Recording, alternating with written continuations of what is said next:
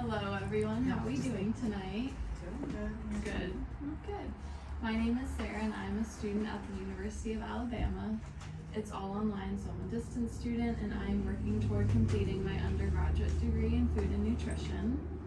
And tonight I'm here to teach you about the importance of calcium-rich foods. And now that you know a little bit about me, if we could start with you and just go around the room and say your name and a food that you can't live without. Food that I can't live without. Well, it is calcium. I have a lot of calcium. I usually have cereal for breakfast and I usually have yogurt for lunch. So I really try hard to keep the calcium up. Good. And I have osteopenia, so of course I'm older than everybody here, so. That's okay. Charlotte, I love my oatmeal and almond butter in the morning, so that gets me going for the day. Good. Hi, my name is Jackie. For breakfast, I can't live without my coffee, and usually I tend to go either to Starbucks or Pete's. Okay. I'll just have either oatmeal or the little Soubet egg bites. Nice. Yeah.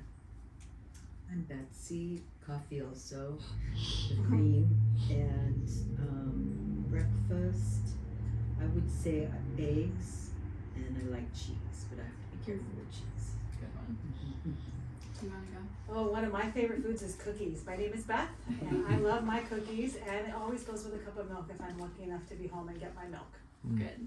Okay, so now I have a little self-assessment that I'm going to pass out to everyone. And it's 3 parts. We're going to just do part 1 and 2 for now. Everyone has pens and pencils.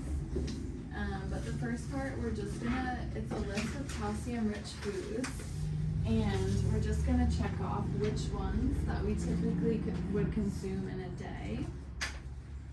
And then part 2, we're just going to add up the amounts that correspond with the foods we checked off. And I have some calculators, or feel free to use your phones.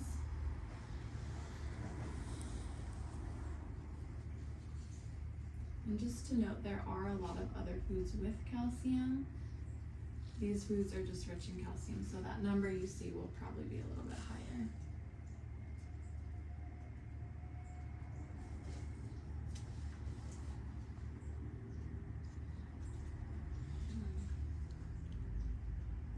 This is a typical day. Yeah. Okay.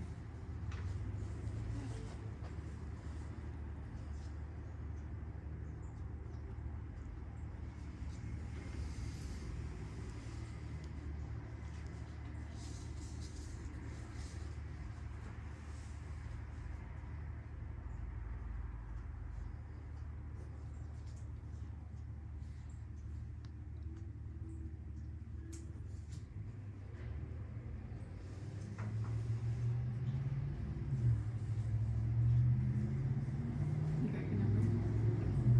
Got it? Does anyone still need a little more time? A little bit.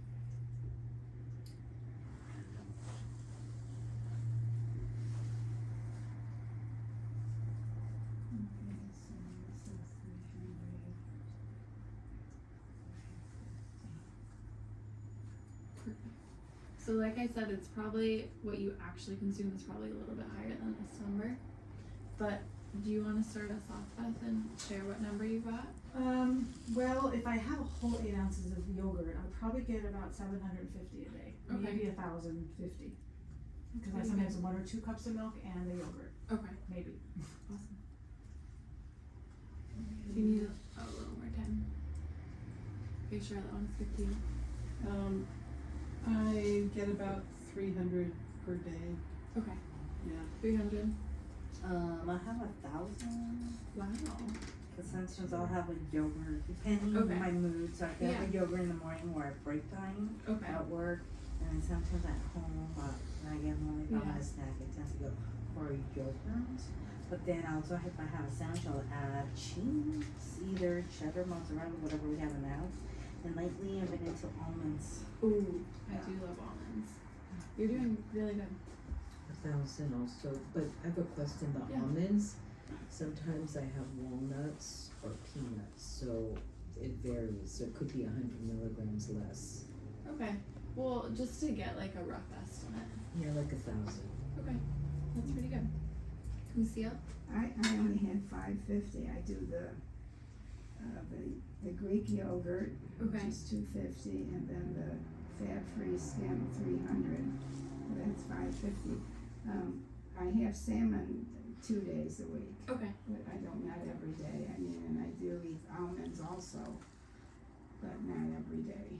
That's okay. Just a And rough. cheese, the same thing. Not every day. Not every day. That's okay. So it sounds like most people are doing pretty well, and if not, there's room for improvement, which is still awesome. Okay, so now we know a little bit about the amounts of calcium that we're consuming.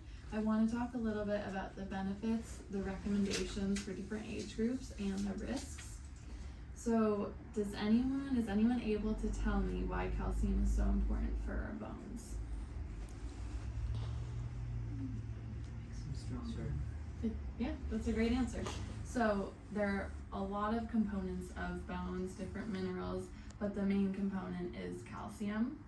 And kind of like Beth was mentioning, throughout our life, it's broken down and rebuilt multiple times, very often, and calcium is crucial in this process. And when our body is not getting the calcium from the foods we're eating, it takes it from our bones, which makes them weaker over time. And in addition to this, calcium is also beneficial for proper muscle functioning, nerve signaling, and blood clotting. So overall, it's really important for a variety of different reasons. Can anyone tell me the recommended intakes for a female who's 19 through 50, and then 51 and above? So there's going to be 2 answers.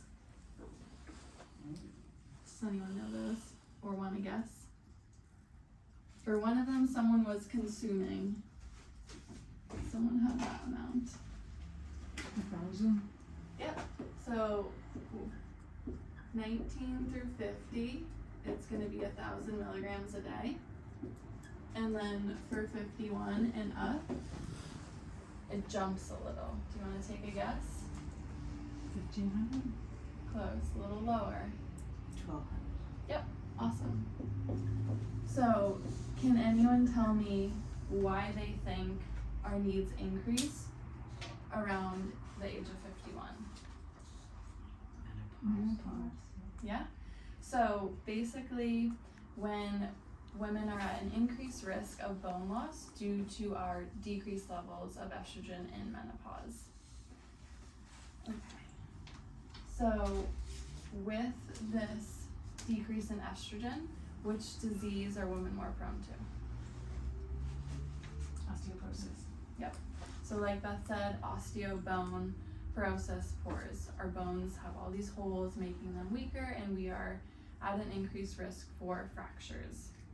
So now that we know all this, a really great way to prevent osteoporosis, there are different ways, but is through consuming calcium-rich food in our diet within a balanced diet. So it can't just be all calcium. We need a lot of different foods. So with this, I will now pass out these. On this paper, there are 2 food labels, almond milk and 1% low-fat milk. And then the arrows are just identifying where calcium is. There you go. So on the left you have calcium in milligrams, and on the right it's the percentage. So when we're looking at food labels, it's always important to note the serving size, because sometimes we're not consuming the full amount. Other times, like when I have ice cream, I tend to consume double what they say. So I'd be getting more calcium. So now working our way down, can anyone tell me which of these food labels has over 20% calcium? The low-fat milk? So the 1% low-fat milk has 29%, and any food label that has over 20% of the daily value of calcium is going to be an excellent source. So if you're quickly scanning at the grocery store and you see something that has over 20%, you know that's an excellent source. Anything over 10% is a good source. And just as a little fun math equation. Generally the recommended amount is going to be based off 1,000 milligrams. So when you see, sometimes food labels don't have the percentage and milligram. So when you see 20%, if we know it's based off 1,000 milligrams, we would know we're getting about 200 milligrams of calcium from that food. It's not the most accurate. There's a little bit of a range, and yeah, we could talk more about that. But generally, it's an easy way to kind of give you a guesstimate. So now that we talked a little bit about food labels, we're going to go back to part 3 on the self-assessment on this part, on the sheet. And if you would be able to identify a food that you did not check off and write a goal that incorporates that food into your daily diet, you can do that now, and then we can share what we came up with at the end.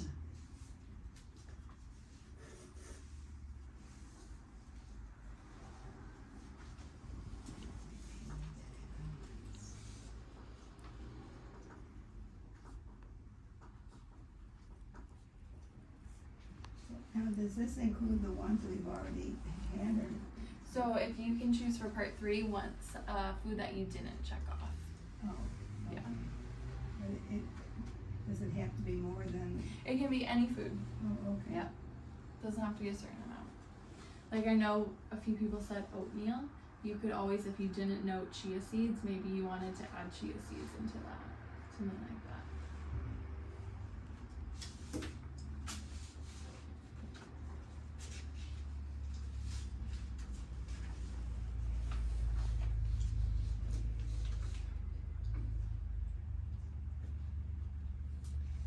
I have a question. Does flax seeds have calcium? They do. Okay. It's just not as much, but they have calcium. Because I put that in oatmeal and my yogurt, chia seeds and flax seed. That's perfect. Yeah, they still have calcium in them.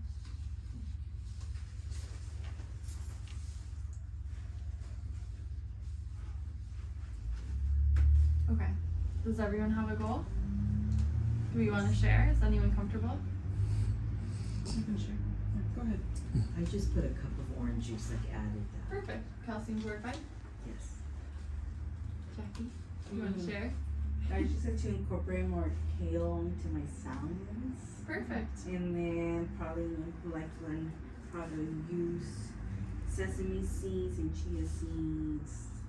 Probably be introducing myself to tofu. Yeah. I struggle with that too. Charlotte? Yeah, I mean, I really had a deficit. So probably some low-fat plain yogurt and a cup of milk Perfect. each day. Lucia? I think I probably some days probably make it, and some days I don't. Sunday and Monday I always have some salmon, Okay. and usually I put almonds in my oatmeal, but I have that 3 times a week. So, and I take lactose-free milk, but it's Fairlife, and it has more calcium and Okay. more well, it's got more. Anyway, it has more calcium than the normal Awesome. milk, but I guess I really need to work harder. You do what you can, and now you know. Okay. And I would love to be on the tofu bandwagon. I'm working on that one too, but I think I can more consistently get either the bok choy or the kale or one of the greens. I'm gonna work on getting a green more consistently. Awesome. Well, it sounds like everyone has some good goals. I hope you found this helpful, useful, and thank you for taking the time to be here, and we hope you all have a great evening. Thank you. Yeah.